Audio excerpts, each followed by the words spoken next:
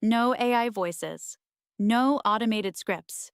Just human storytelling. Let's start. If you think children are powerless, if you believe innocence means weakness, then listen carefully, because one small cub brought a galactic transit hub to its knees, and it started with 3 simple words: return her. The station was called Meridian Prime, a rotating megastructure suspended between 2 suns. It served as the largest civilian transfer hub in known space. Over 6 million beings passed through its corridors every standard cycle. Merchants, diplomats, pilgrims, engineers, refugees, every species imaginable crossed paths beneath its artificial sky. It was a place of rules, of schedules, and Order Keeper Jaren had enforced those rules for 17 cycles without incident. That morning began like any other. Routine patrol, cargo inspections, biometric scans, minor disputes between traders.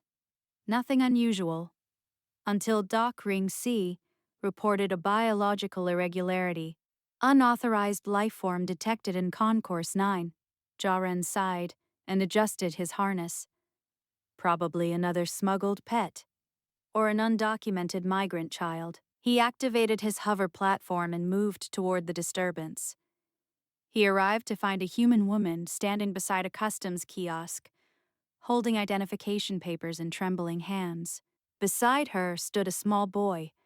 The cub couldn't have been more than 6. Dark curls, wide eyes, one arm wrapped tightly around his mother's leg. Jaren's scanner chirped. Human, transit visa incomplete. Your authorization does not meet Meridian Prime entry requirements, Jaren said through his translator. The woman swallowed. I just need to reach Habitat Delta. My husband is stationed there. Our paperwork was delayed during evacuation. Jaren reviewed the file. Conflict zone. Incomplete refugee processing. His training left no room for sympathy. Standard protocol requires temporary detainment pending verification. The boy looked up. Mom, it's okay, Eli. I'll be right back. But Jaren was already signaling auxiliary security. The restraints activated around her wrists. The boy screamed. That sound echoed across the concourse. High, sharp, primal. Jaren hesitated for a fraction of a second. Then protocol resumed. The woman was escorted away. The cub tried to follow. Security blocked him. He fell to his knees on the polished floor, crying as his mother disappeared through the crowd. No one noticed him anymore. To Meridian Prime, he was just another displaced child, another statistical inconvenience. But Eli wasn't finished. They placed him in a child-holding alcove near customs processing. Soft lighting, plush seating, automated caretakers. He didn't sit. He paced. He called his mother's name until his voice cracked. No one answered. An attendant drone tried to comfort him. He shoved it away. His chest hurt. His ears rang. Everything felt wrong. Eli had grown up moving between colonies. He'd learned early that stations were loud and confusing, and full of strangers. Always. Now she wasn't. And somewhere deep inside his small human brain, something ancient woke up.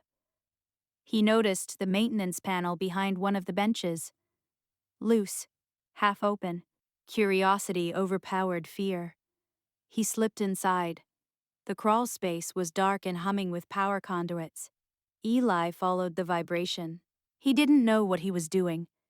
He just knew he had to do something. The tunnel led to an auxiliary systems node. Open access, designed for adult engineers. Never designed with desperate children in mind. Eli crawled into the chamber and stared at the glowing interfaces. He didn't understand alien code, buttons, microphones. There was a red panel labeled in simplified galactic script. Public announcement access. He pressed it. The station-wide broadcast system opened. Across Meridian Prime, 6 million conversations abruptly cut out. Music stopped. Navigation advisories froze. Market haggling went silent. Every display screen flickered. Every speaker crackled. Then a small voice echoed through the entire megastructure. Return her. They didn't need to be. Return my mom. At first, people thought it was a prank, a glitch, a malfunction. Then the message repeated. Again and again. Same tone. Same quiet determination. Security command scrambled. Engineers rushed to identify the breach. Orderkeeper Jaren felt his stomach tighten as he recognized the voice. The cub. He sprinted toward systems control, but it was already too late. Because humans had heard it. Across Meridian Prime, hundreds of human travelers froze in place. Parents, workers, pilots. Every one of them recognized the sound of a lost child. Personal emergency beacons activated automatically in their implants. No central coordination. No government directive, just instinct. Within minutes, ships began diverting toward Meridian Prime, private freighters, medical vessels, passenger liners, everything with a human crew changed course. Traffic control protested. Clearance was denied. They came anyway. Docking queues overflowed. Orbital space filled with unregistered arrivals. Then military signatures appeared. Not aggressive, just present. Meridian Prime's monitoring systems began to overload. Command tried to isolate the announcement channel. Eli rerouted it. He didn't know how. His hands just moved. Desperation makes geniuses of children. Please, his voice echoed. She's scared. The station went completely silent. Even the aliens stopped moving. Security finally reached the systems chamber. They found Eli standing on a crate, small fingers hovering over alien consoles. Tears streaked his face. His chest heaved. Jaren stepped forward slowly. Cub, this is not permitted. Ellie turned. You took my mom. Jaren opened his mouth. Closed it. Because he had no response. Across the station, human ships continued arriving. Docking rings glowed white-hot under traffic strain. Medical teams deployed without authorization. Civilian volunteers flooded refugee corridors. Meridian Prime had never seen anything like it. Command issued emergency broadcasts. Human representatives, please stand down. Instead, every public screen activated. Not hijacked. Granted. Human diplomats appeared. Not shouting. Not threatening. Just watching. A woman stepped forward on screen. Her hair was gray. Her eyes steady. You detained a mother, she said. This is not acceptable. Command attempted procedural justification. Paperwork. Security risk. Verification timelines. The human woman listened patiently, then nodded. We understand your laws. Now you will understand ours. She gestured behind her. Thousands of human ships filled the viewport. No weapons primed, no targeting systems active. They weren't here to fight. They were here to stay. You release her, the woman continued, or Meridian Prime becomes permanently occupied humanitarian space. Jaharan felt something unfamiliar. Fear, not of violence, of inevitability. He looked down at Eli. The cub met his gaze without blinking. Return. Her. They escorted the detained woman back through customs personally. No cuffs, no delays, no further questions. When she entered the systems chamber, Eli ran to her so hard they both fell to the floor. She held him like he might vanish. Human medics scanned them both. Cleared.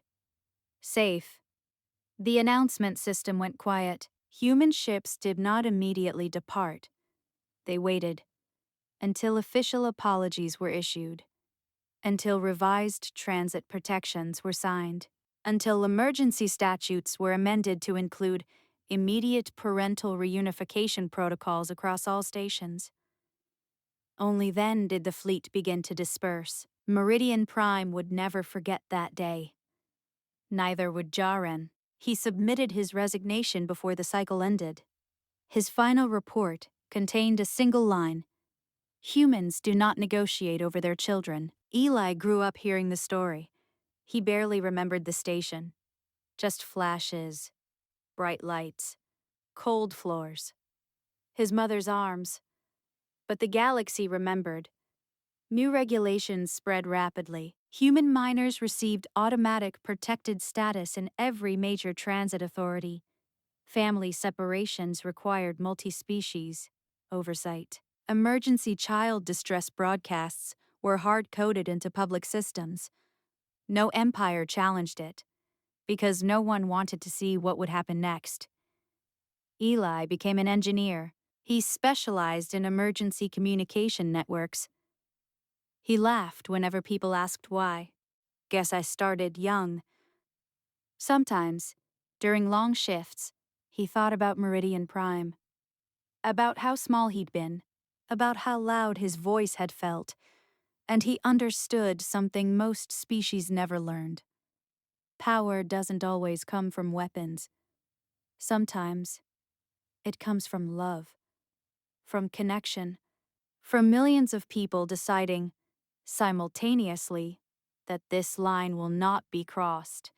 The galaxy learned that humans may argue among themselves. They may appear fragmented. They may seem fragile, but threaten one of their own, especially a child, and they become something else entirely. Not an army. An empire. A family, and families don't retreat. They arrive together. They stay. And they make sure everyone remembers. You can take their resources. You can test their borders. But if you take their mothers, your station will never be the same.